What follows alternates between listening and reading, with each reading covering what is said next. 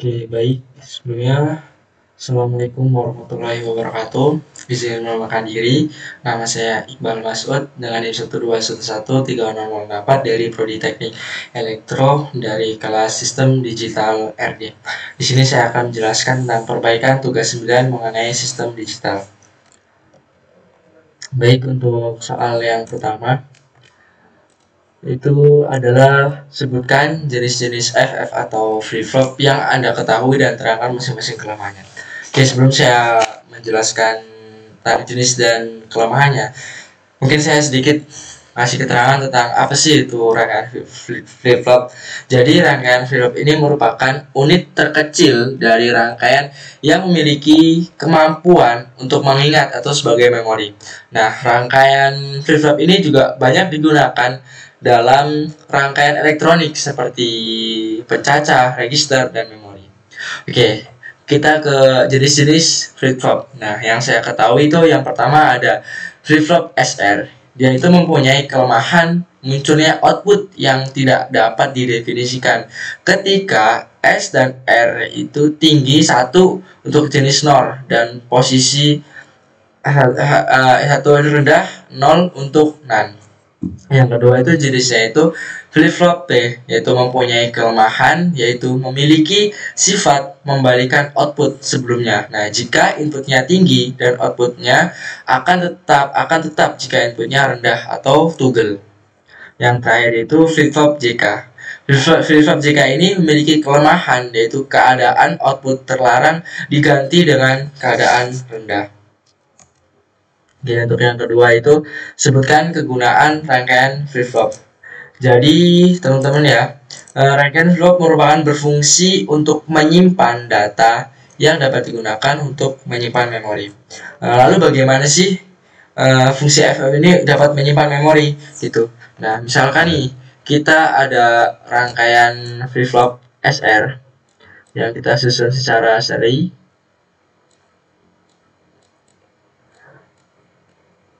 Dan ini ada outputnya. Oke, misalkan kita ada bilangan biner 1, 0, 1. Nah, misalkan kalau kita masukin nih pulsanya atau clocknya kita masukin, maka dia masuk menjadi 1. Dan 1 ini akan menyimpan data sebelum nanti clock ini yang 0 ini akan masuk lagi gitu. Nah, ini sudah menyimpan data, makanya disebut sebagai menyimpan data gitu.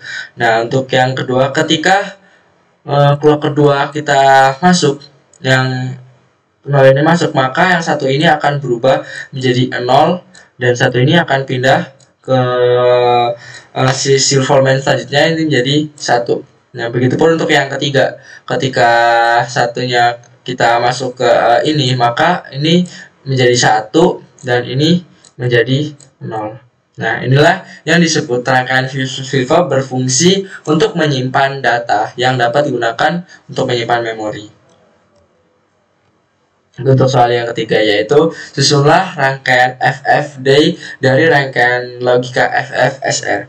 Nah, jadi di sini terdapat gambar rangkaian FFSR dan rangkaian FF data.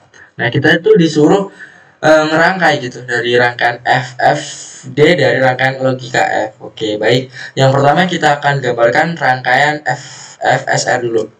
Oke, ini ada gerbang NaN,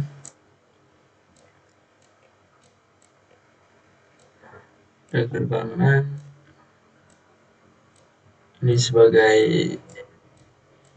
kibarnya, sebagai Q. Oke, lalu kita masuk ke sini,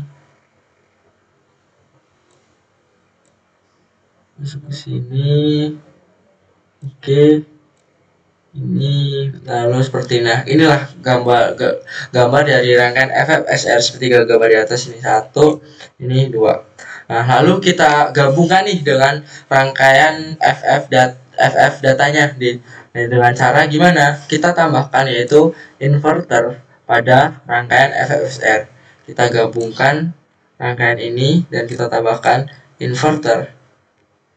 Nah, dan Dan jangan lupa kita tambahkan itu gerbang not ya di sini.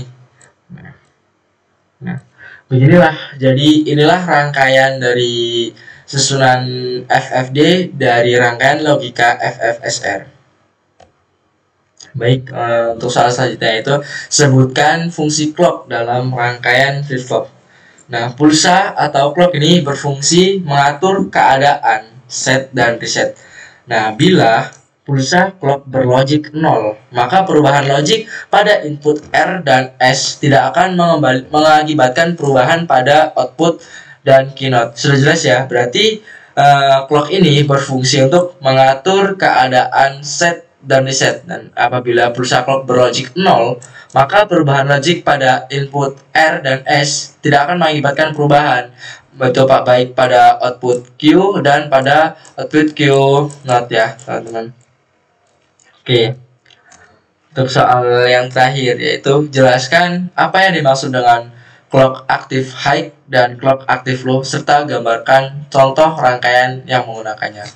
Nah, di sini kita sudah ada contoh gambaran dari clock ya. Contoh gambar dari clock. Nah, lalu apa sih yang dimaksud dengan clock active high? Jadi, clock active high ini mengarah dari rendah 0 menuju ke tinggi. Intinya dari bawah, dari 0 tuh menuju 1 gitu. Atau bisa dikatakan clock active high itu ketika nilainya pulsa itu bernilai dengan 1.